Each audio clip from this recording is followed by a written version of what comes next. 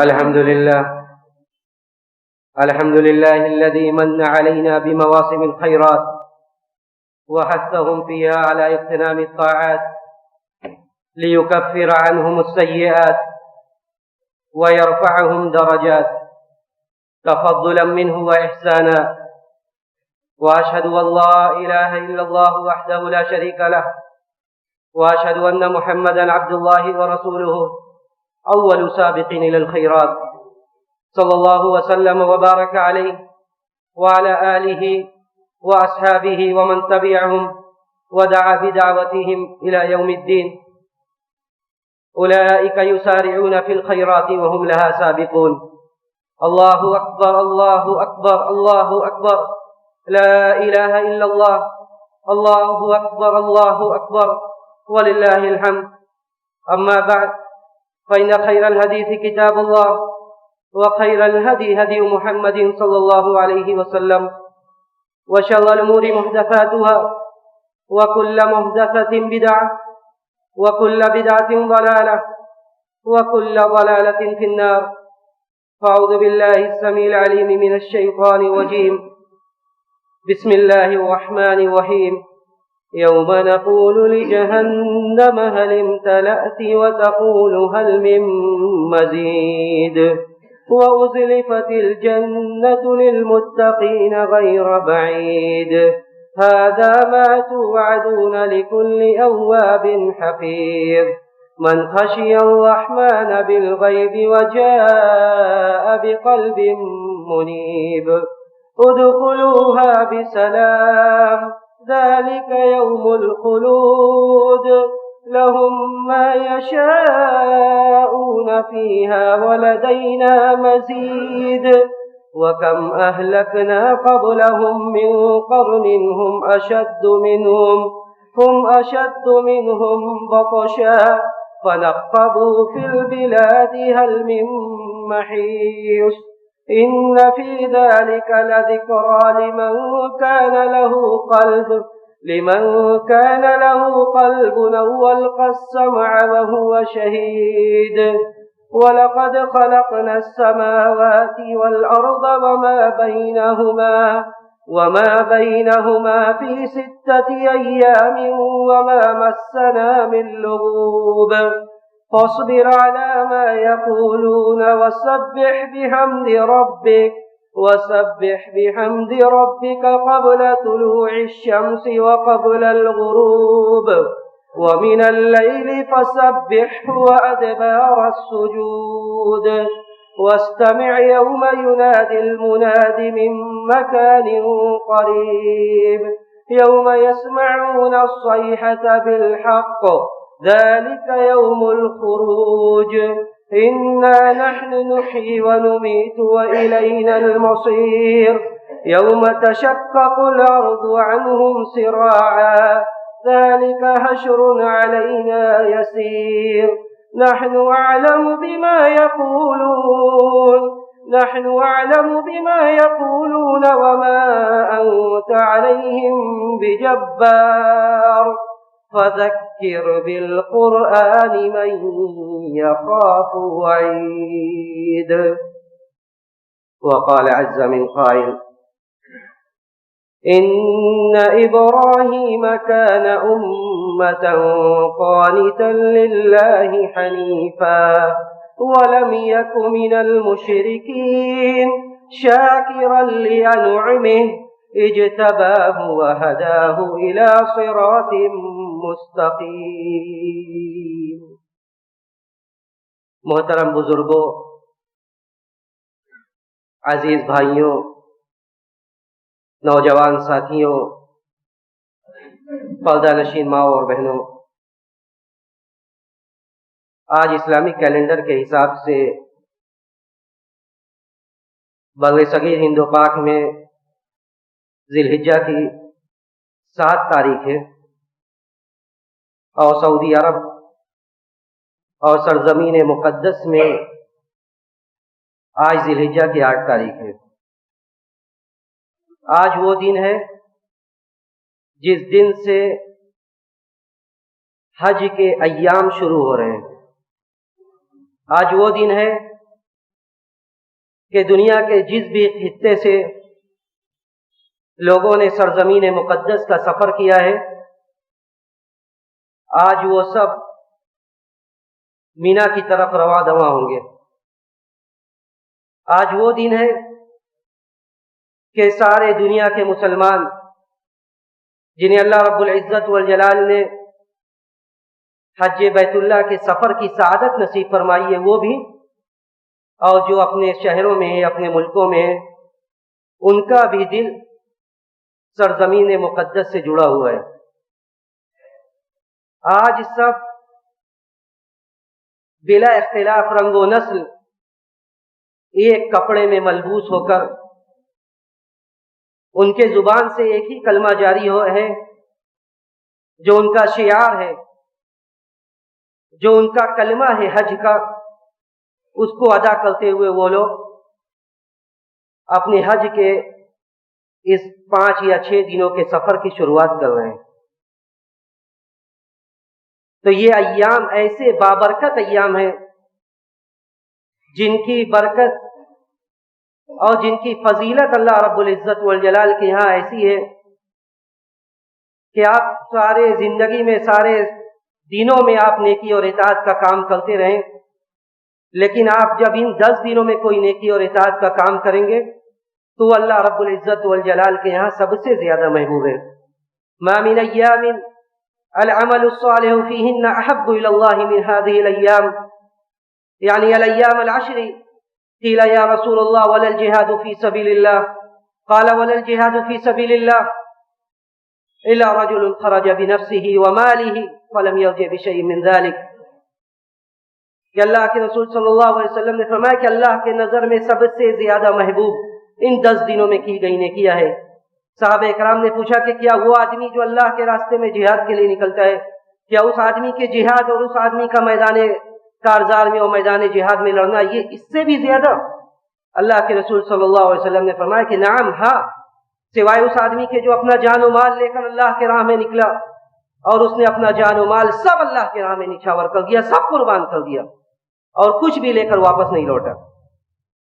تو یہ ایام، ان ایام کی فضیلت اس وجہ سے ہے کہ ان ایام میں یوم عرفہ ہے، ان ایام میں یوم النحر ہے، ان ایام میں حج کے سارے اعمال ہیں، ان ایام میں عرفہ کا وہ دن ہے کہ جب دنیا کے سارے خطے سے جو لوگ بھی مکہ مکرمہ پہنچے ہیں ان سب لوگ میدان عرفات میں پہنچتے ہیں اور پہنچ کر اپنی گزشتہ زندگی کے گناہوں پر، اپنے خطاؤں پر، اپنے سیئات پر اللہ رب العزت والجلال کے سامنے جھکتے ہیں، ندامت کے آنسو بہاتے ہیں، اللہ رب العزت والجلال سے دعائیں کرتے ہیں، اس لیے کہ یہ لوگ وہ لوگ ہیں جنہیں توفیق اس بنیاد پر ملی ہے کہ یہ اللہ کے مہمان ہیں، اللہ کی دعوت پر انہوں نے لبیک کہا، اللہ رب العزت والجلال کی توفیق نصیب ہوئی اور وہ مکہ مکرمہ تک پہنچ سکے۔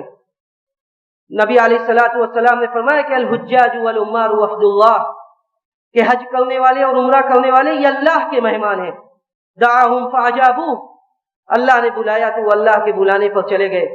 تو اللہ رب العزت والجلال ان مہمانوں کی مہمان نوازی اس طرح کرے گا کہ وَإِذَا سَأَلُوهُ فَأَعْطَاهُمْ، کہ جب وہ اللہ سے سوال کریں گے، جب وہ اللہ کے سامنے روئیں گے، اللہ سے معافی مانگیں گے، اللہ سے دعا کریں گے، تو اللہ رب العزت والجلال ان کے گناہوں کو، ان کے سیئات کو معاف کر ان کے گناہوں کو معاف کر دے گا اور ان کے دعاؤں کو قبول فرما لے گا۔ اور اسی پر بس نہیں، بلکہ نبی علیہ الصلوۃ والسلام نے ارشاد فرمایا کہ یستغفر اللہ للحاج ولمن غفر له، کہ اللہ رب العزت والجلال حاجیوں کو بھی معاف کرتا ہے، اور جو حاجی جس کے لیے دعا کرے اللہ رب العزت والجلال ان کو بھی معاف کر دیتا ہے۔ تو عرفہ کا وہ دن جس کی وجہ سے، یوم النحر کا وہ دن جس کی وجہ سے اس عشرے کو فضیلت ملی ہے، جیسا کہ ابن حجر رحمہ اللہ نے ذکر کیا، عرفہ کا دن یہ ایسا دن ہے جس کی روحانیت کا اندازہ وہی شخص کر سکتا ہے جسے میدان عرفات میں حاضری کا موقع ملا ہو، جسے میدان عرفات میں جا کر حاضری کا موقع ملا ہو، وہی اس کی روحانیت کا، اس کی عظمت کا اندازہ کر سکتا ہے۔ نبی علیہ الصلوۃ والسلام نے ارشاد فرمایا عرفہ کے دن کے بارے میں اور میدان عرفات میں جو لوگ ہیں ان کے بارے میں ارشاد فرمایا کہ ما من یوم اکثر من ان یعتق اللہ فیہ عبدا من النار من یوم عرفہ، کہ اللہ رب العزت والجلال عرفہ کے دن سے زیادہ کسی بھی دن لوگوں کی گردن کو جہنم سے آزاد نہیں کرتا ہے. کسی بھی دن اللہ رب العزت والجلال جہنم سے لوگوں کو رہا نہیں کرتا ہے عرفہ کے دن سے زیادہ. نبی علیہ الصلوۃ والسلام نے اپنے زندگی میں جب حج کیا، لوگ عصر کے بعد دعاؤں میں مشغول ہیں. نبی علیہ الصلوۃ والسلام حضرت بلال سے کہتے ہیں کہ لوگوں کو آواز دو، لوگوں کو آواز دو، لوگ میری طرف متوجہ ہوں. حضرت بلال آواز دیتے ہیں. اللہ رب العزت والجلال کی جانب سے ایک پیغام سنانا مقصود ہوتا ہے.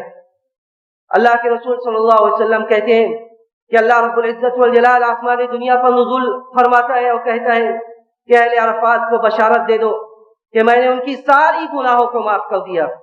اہل عرفات کو یہ بشارت دے دو کہ میں نے ان کے ساری گناہوں کو معاف کر دیا اور ان کے سارے حقوق کی ذمہ داری میں نے لے لی.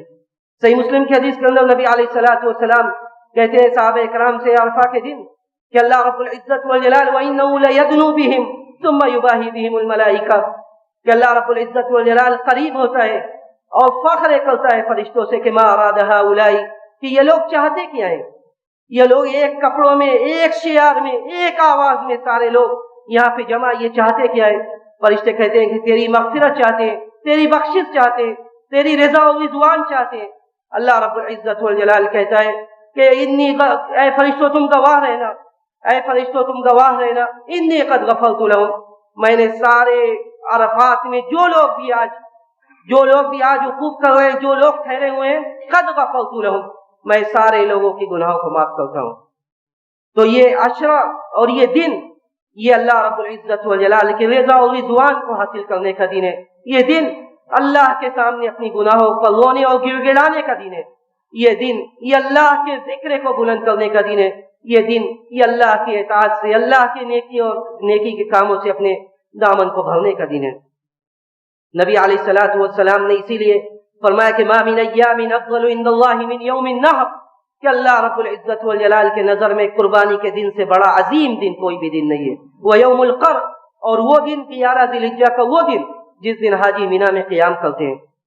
تو ان سارے فضیلت کا تعلق اس سرزمین مقدس سے جس سرزمین مقدس کی قسم اللہ رب العزت والجلال نے کھائی، جو بلد امین ہے، جو ہمارا قبلہ ہے، جس سے مسلمانوں کا دل جڑا ہوا رہتا ہے. جو ایک مرتبہ وہاں چلا جاتا ہے وہ بار بار جانے کی تمنا اور آرزو رکھتا ہے، اور جو نہیں جاتا ہے وہ ہمیشہ نہ جانے کی وجہ سے روتا ہے اللہ کے سامنے.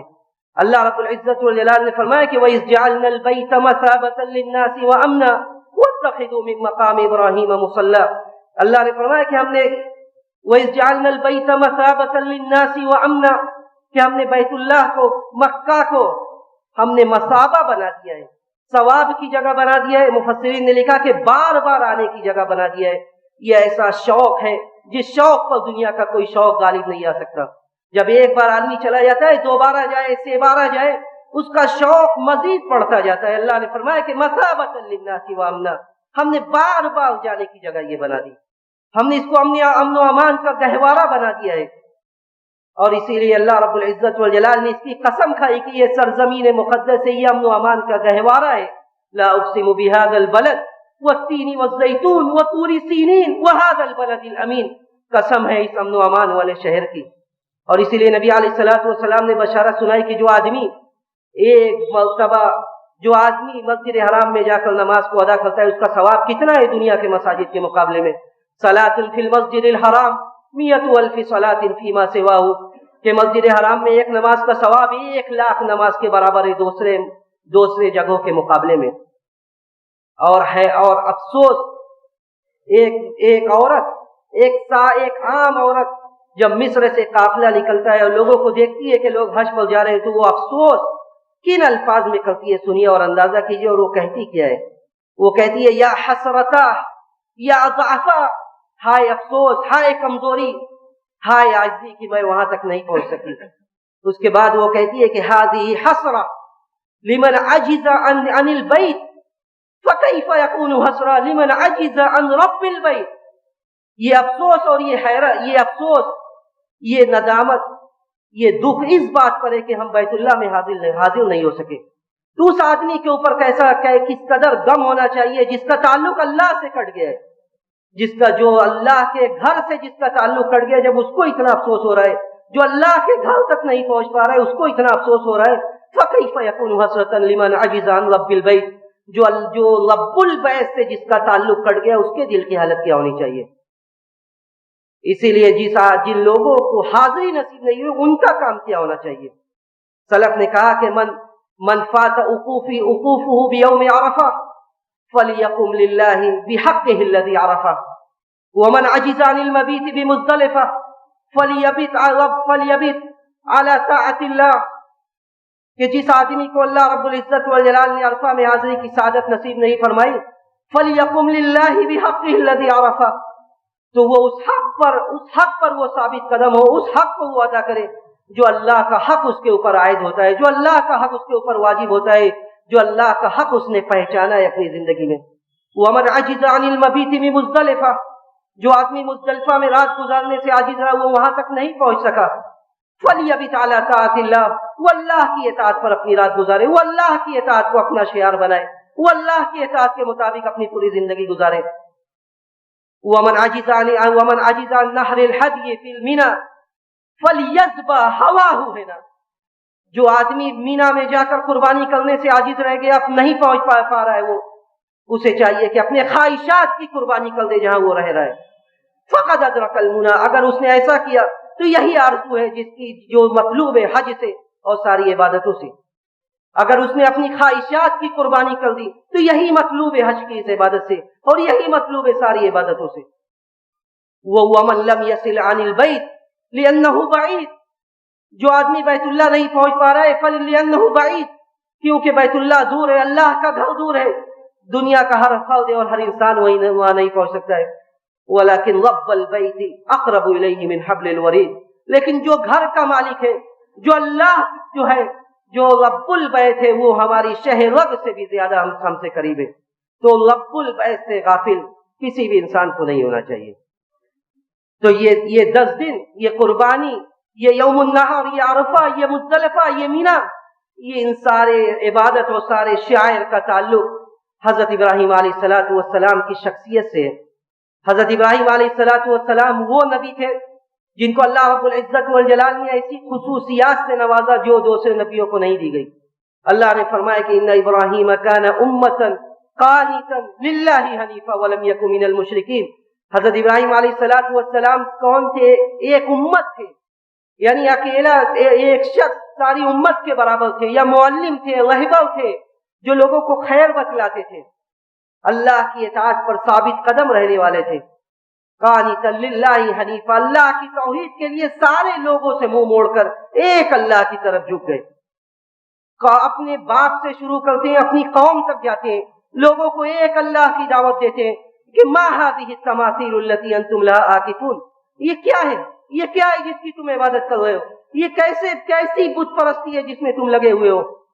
وہ لوگ کہتے ہیں کہ وجدنا آباءنا لها عابدین، کہ ہم نے اپنے باپ داداؤں کو اسی کی عبادت کرتے ہوئے پایا ہے۔ کہتے لقد کنتم انتم وآباؤکم فی ضلال مبین، اگر ایسا ہے تو تمہارے باپ دادا سب کھلم کھلا گمراہی کریں۔ قوم کے لوگ آپ کے جان لینے کے در پہ ہو جاتے ہیں، باپ سے کہتے ہیں، کتنی محبت اور پیارے انداز میں ادب کے ساتھ مخاطب کرتے ہیں اور کہتے ہیں یا ابتی لما تعبد ما لا يسمع ولا يبصر ولا يغني عنك شيئا، یا ابتی لا تعبد الشیطان ان الشیطان کان للرحمن عصیا، کہ ابا جان آپ کیوں ایسی ذات کی عبادت کرتے ہیں جو نہ تو فائدہ پہنچا سکتا ہے اور نہ نقصان پہنچاتا ہے۔ اے ابا جان لا تعبد الشیطان، شیطان کی عبادت مت کیجیے۔ کہتا ہے باپ جو کفر میں پڑا ہوتا ہے، جو شرک میں پڑا ہوتا ہے، کہتا ہے کہ اگر تم باز نہیں آؤ گے لأرجمنک وہجرنی ملیا، میں تمہیں رجم میں کر دوں گا، میں تمہیں پتھروں سے ماروں گا۔ جب حضرت ابراہیم علیہ السلام دیکھتے ہیں کہ اب اس کے بعد آگ میں ڈال دیا جاتا ہے، لیکن اللہ رب العزت والجلال جسے ہلاک نہ کرنا چاہے، جس کی زندگی باقی رکھے، اسے کون مار سکتا ہے؟ اللہ رب العزت والجلال ڈائریکٹ آگ سے مخاطب ہوتا ہے اور کہتا ہے قلنا یا نار کونی بردا وسلاما علی ابراہیم، رب ذوالجلال نے نقل کیا اللہ نے کہا کہ ہم نے آگ سے کہا کہ یا نار کونی بردا وسلاما علی ابراہیم، کہ اے آگ تو ٹھنڈی ہو جا، تو سلامتی والی ہو جا، میرے خلیل کو نقصان نہ پہنچے۔ لیکن حضرت ابراہیم علیہ الصلوۃ والسلام جب دیکھتے ہیں جب زمین تنگ ہو جاتی ہے، لوگ آپ کے جان کے پیچھے پڑ جاتے ہیں، کہتے ہیں حضرت ابراہیم علیہ الصلوۃ والسلام قال انی ذاہب الی ربی سیہدین، زمین پر سب سے پہلے ہجرت کرنے والے یہی حضرت ابراہیم علیہ الصلوۃ والسلام ہوتے ہیں، اور سرزمین عراق سے نکل کر شام کا رخ اختیار کرتے ہیں، اور راستے میں یہ دعا کرتے ہیں قال انی ذاہب الی ربی سیہدین رب ھب لی من الصالحین، اے اللہ، اور ایک ایسی اولاد دے، ایک نرینہ اولاد کا سوال کرتے ہیں اللہ کے بارگاہ میں کہ ایک ایسی اولاد دے جو بڑھاپے کا سہارا بنے، رب ھب لی من الصالحین، ایک نیکوکار لڑکا نصیب فرما۔ اللہ رب العزت والجلال دعا کو قبول فرماتا ہے اور بشارت دیتا ہے فبشرناہ بغلام حلیم، میں ایسا لڑکا دوں گا، ایسی اولاد دوں گا جو بڑا ہو کر بردبار بنے گا، جسے ہم نبی اور رسول بنائیں گے۔ وَاذْكُرْ فِي الْكِتَابِ إِسْمَاعِيلَ إِنَّهُ كَانَ صَادِقَ الْوَعْدِ وَكَانَ رَسُولًا نَبِيًّا، کہ اس کتاب میں اسماعیل علیہ السلام کا بھی ذکر کرو، إِنَّهُ كَانَ صَادِقَ الْوَعْدِ، جو وعدہ کو پورا کرنے والے تھے، وَكَانَ رَسُولًا نَبِيًّا۔ اس کے بعد اللہ رب العزت والجلال دعا کو قبول فرماتا ہے، ایک اولاد دیتا ہے جو بڑھاپے کا سہارا بنتا ہے۔ لیکن یہاں پہ اس واقعے میں جو عبرت ہے، حضرت ابراہیم علیہ السلام کے واقعے میں تمام مسلمانوں کے لیے، مرد ہو، عورت ہو، اولاد ہو، سب کے لیے عبرت ہے۔ ابھی تو آزمائش کی ابتدا تھی۔ اللہ رب العزت والجلال نے سورہ بقرہ کے اندر ارشاد فرمایا کہ ہم نے ابراہیم علیہ السلام کو وَإِذِ ابْتَلَىٰ إِبْرَاهِيمَ رَبُّهُ بِكَلِمَاتٍ فَأَتَمَّهُنَّ، کہ ہم نے ابراہیم علیہ السلام کو جو بہت زیادہ آزمائش، بہت زیادہ اوامر و نواہی کے ذریعے آزمایا، بہت زیادہ کلمات کے ذریعے آزمایا، فَأَتَمَّهُنَّ، اور ساری آزمائش میں وہ کھرے اترے۔ اس کے بعد اللہ نے فرمایا کہ وَقَالَ إِنِّي جَاعِلُكَ لِلنَّاسِ إِمَامًا، کہ میں تمہیں لوگوں کا امام بنانے والا ہوں۔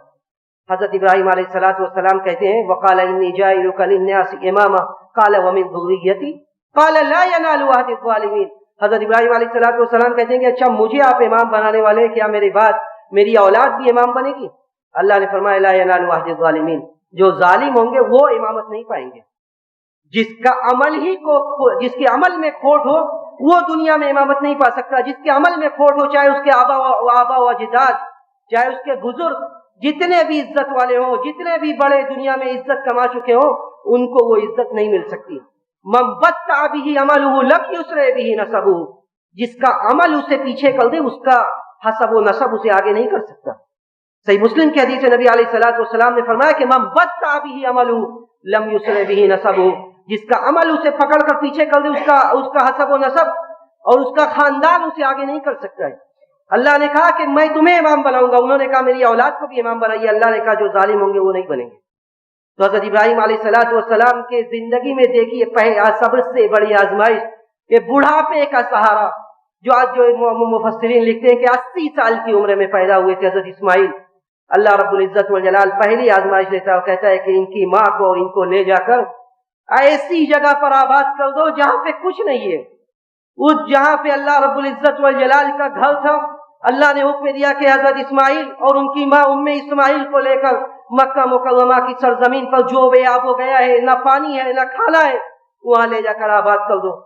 حضرت ابراہیم علیہ السلام سب سے پہلی چیز دیکھیے کہ اس میں عبرت ہے ہمارے لیے کہ کیسا بھی وقت آ جائے، کیسا بھی فیصلہ اللہ کی طرف سے آ جائے، جو دیکھنے میں جتنا ہی ناگوار لگے، لیکن ہم ایک مسلمان ہونے کی حیثیت سے، اللہ اور اس کے رسول پر ایمان رکھنے کی حیثیت سے، ہم اللہ کے اس فیصلے کے سامنے سر تسلیم خم کر دینا، یہی ہمارا عقیدہ ہے، یہی ہمارا ایمان ہے۔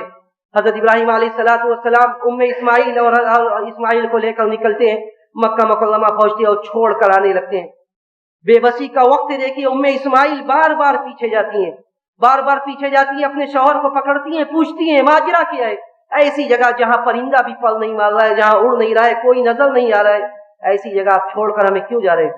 حضرت ابراہیم علیہ السلام انہیں کچھ جواب نہیں دیتے اور آگے بڑھتے جاتے ہیں، یہاں تک کہ وہ سمجھ جاتی ہے، ایک نبی کی بیوی سمجھ جاتی ہے کہ اس میں اللہ کا حکم ہے۔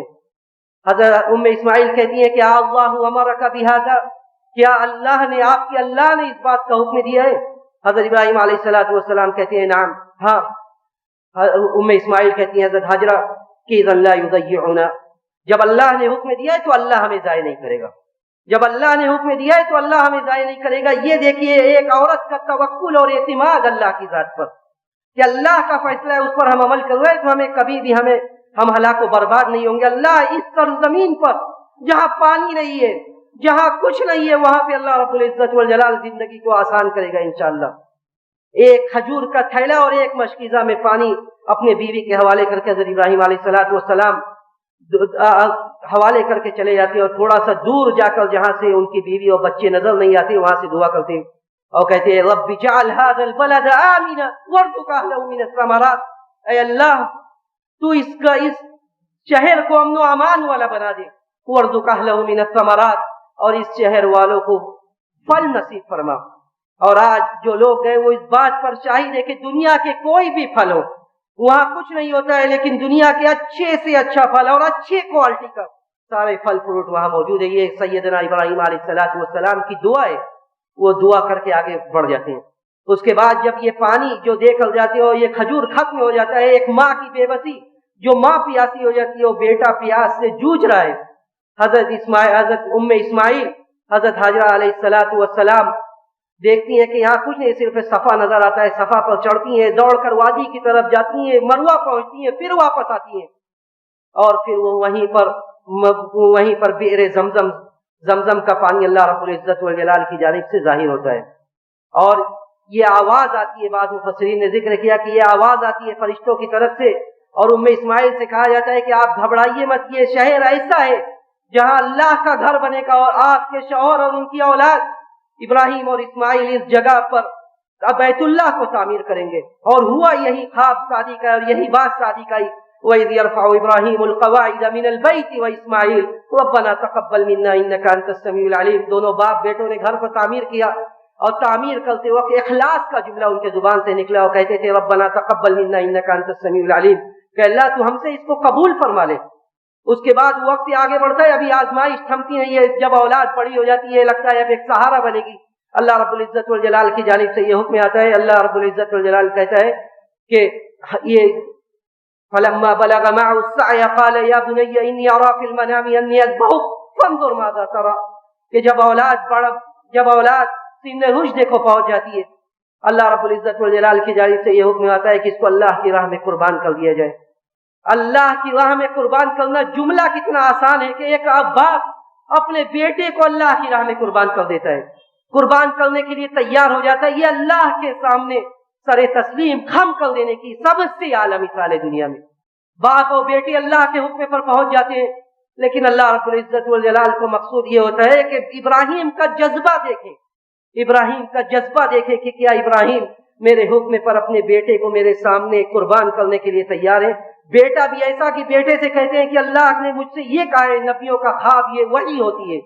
بیٹا کہتا ہے کہ یا ابت افعل ما تؤمر ستجدنی انشاءاللہ من الصابرین، کہ ابا جان کریے وہ کام، انشاءاللہ آپ مجھے صبر کرنے والوں میں پائیں گے۔ لیکن اللہ نے فرمایا کہ وَفَدَيْنَاهُ بِذِبْحٍ عَظِيمٍ، اس کے بعد اسماعیل کی جگہ ایک جانور کی قربانی ہوتی ہے، اور جس کو سنت ابراہیمی کے طور پر اللہ رب العزت والجلال ہمیشہ کے لیے سنت بنا دیتا ہے، یادگار بنا دیتا ہے۔ سنت ابراہیمی کو یہ زندہ کرنا، نبی علیہ السلام مدینہ کے اندر 10 سال تک رہے، آپ قربانی کرتے رہے۔ نبی علیہ السلام نے ہمیشہ قربانی کی اور کہا لوگوں سے کہ ان علی کل اہل بیت فی کل عام اضحیہ، کہ ہر سال ہر گھر پر ایک قربانی ہے، ہر سال ہر گھر پر ایک قربانی ہے۔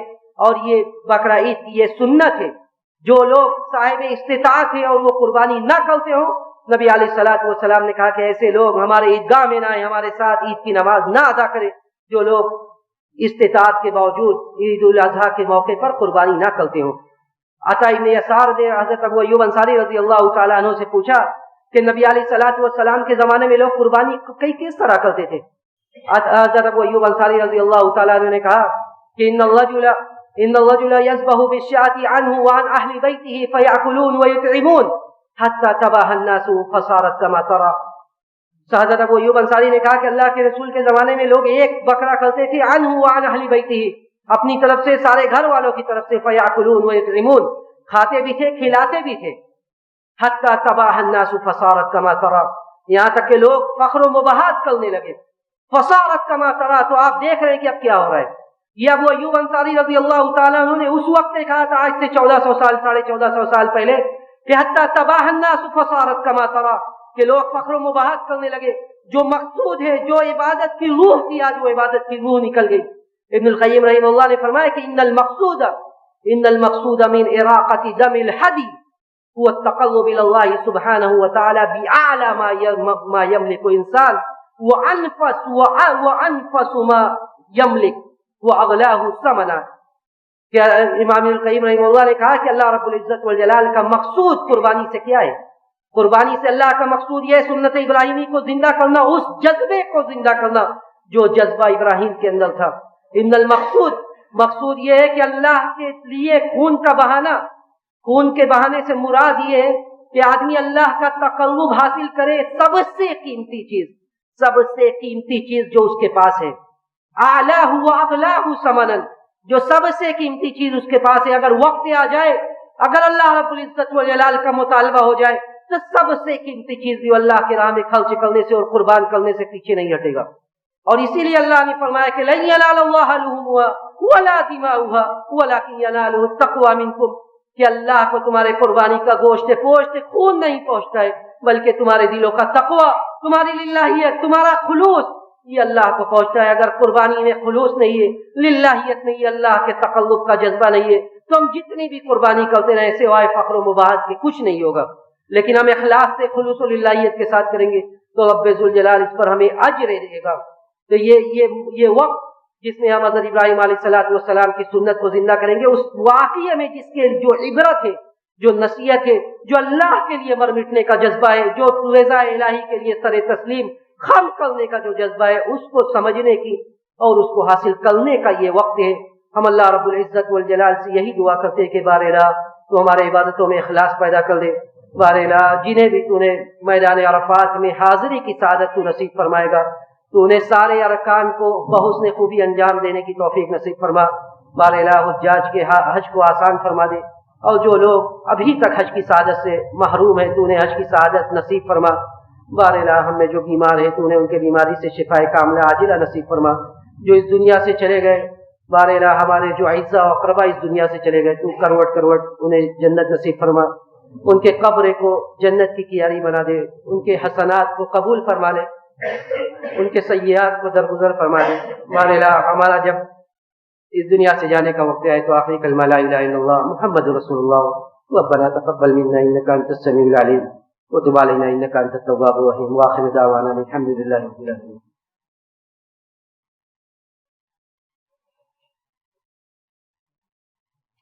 الحمد لله على احسانه والشكر له على توفيقه وامتنانه، واشهد ان لا اله الا الله وحده لا شريك له تعظيما لشأنه، واشهد ان محمدا عبد الله ورسوله والداعي الى رضوانه. ان الله وملائكته يصلون على النبي يا ايها الذين امنوا صلوا عليه وسلموا تسليما. اللهم صل على محمد وعلى ال محمد كما صليت على ابراهيم وعلى ال ابراهيم انك حميد مجيد. اللهم بارك على محمد وعلى ال محمد كما باركت على ابراهيم وعلى ال ابراهيم انك حميد مجيد. اللهم اعز الاسلام والمسلمين، اللهم اعز الاسلام والمسلمين واذل الشرك والمشركين ودمر اعداء الدين واهم حوزة الاسلام يا رب العالمين. اللهم انصر امة محمد، اللهم انصر امة محمد، اللهم ارحم امة محمد، اللهم ارحم امة محمد رحمة عامة.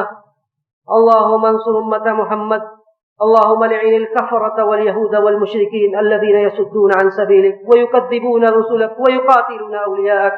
اللهم شتت شملهم ومزق جمعهم وفرق بنيانهم. اللهم إنا نجعلك في نهورهم، اللهم إنا نجعلك في نهورهم ونعوذ بك من شرورهم. اللهم يا مقلب القلوب صرف قلوبنا إلى دينك. ربنا ظلمنا أنفسنا وإن لم تغفر لنا وترحمنا لنكونن من الخاسرين. ربنا آتنا في الدنيا حسنة وفي الآخرة حسنة وقنا عذاب النار. عباد الله رحمكم الله، إن الله يأمر بالعدل والإحسان وإيتاء ذي القربى وينهى عن الفحشاء والمنكر والبغي يعظكم لعلكم تذكرون. اذكروا الله يذكركم وادعوه يستجب لكم ولذكر الله تعالى أعلى وأولى وأعز وأجل وأكبر.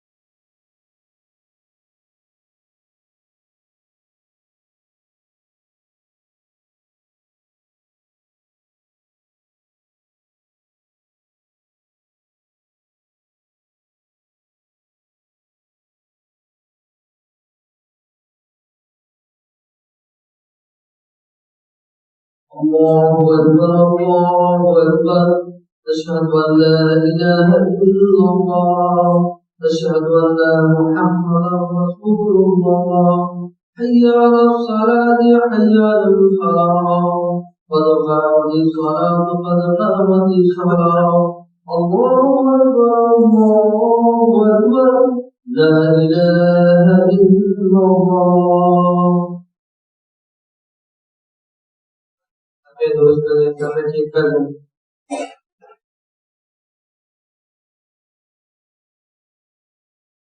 अल्लाहु अकबर.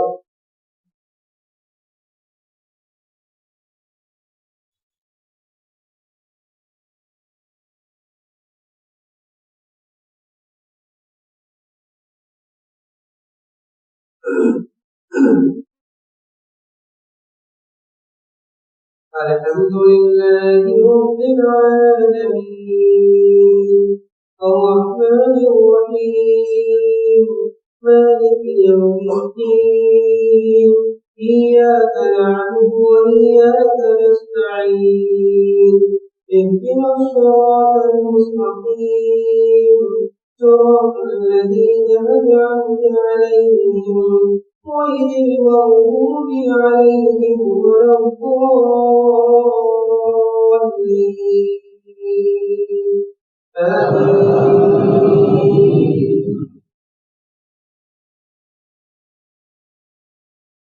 سبح اسم ربك الأعلى الذي خلق فسوى والذي قدر فهدى والذي أخرج المرعى فجعله غثاء نحوا سنقرئك فلا تنسى إلا ما شاء الله إنه يعلم الجهر وما يخفى ونيسرك لليسرى فذكر إن نفعت الذكرى سيذكر من يخشى ويتجنبها الأشقى الذي يصلى النار الكبرى ثم لا يموت فيها ولا يحيا قد أفلح من تزكى وذكر اسم ربه فصلى بل تؤثرون الحياة الدنيا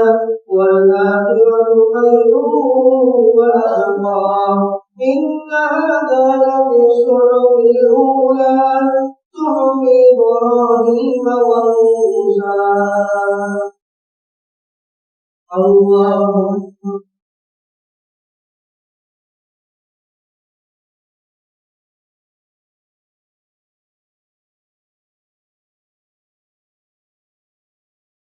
سمع الله لمن حمده.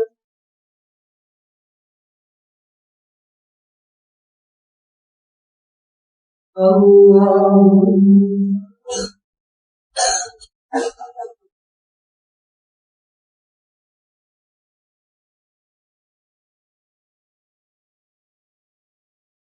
الله الله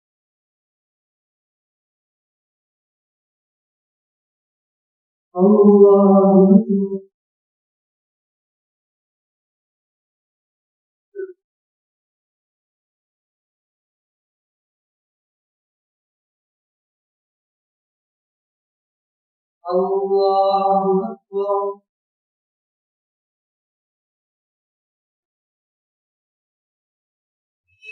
الحمد لله رب العالمين الرحمن الرحيم مالك يوم الدين إياك نعبد وإياك نستعين اهدنا الصراط المستقيم صراط الذين أنعمت عليهم غير المغضوب عليهم ولا الضالين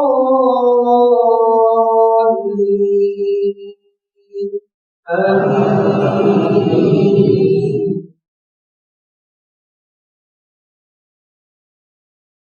هل أتاك حديث الغاشية وجوه يومئذ خاشعة عاملة ناصبة تصلى نارا حامية تسقى من عين آنية ليس لهم طعام إلا من ضريع لا يسمن ولا يغني من جوع وجوه يومئذ ناعمة لسعيها راضية في جنة عالية لا تسمع فيها لاغية فيها عين جارية فيها سرر مرفوعة وأكواب موضوعة ونمارق مصفوفة وزرابي مبثوثة أفلا ينظرون إلى الإبل كيف خلقت وإلى السماء كيف رفعت وإلى الجبال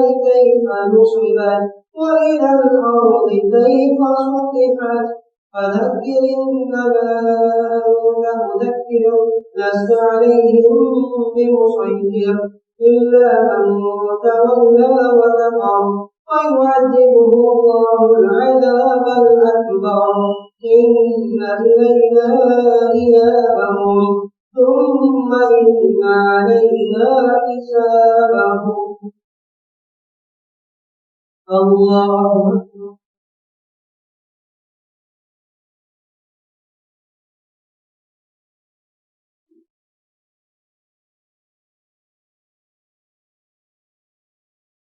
سمع الله لمن حمده.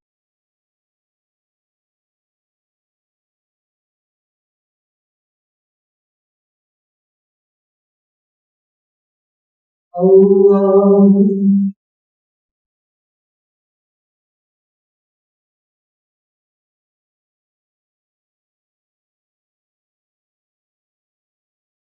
الله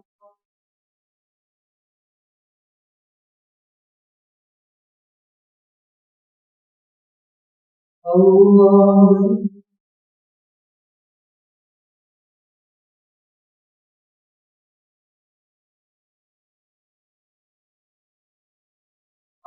الله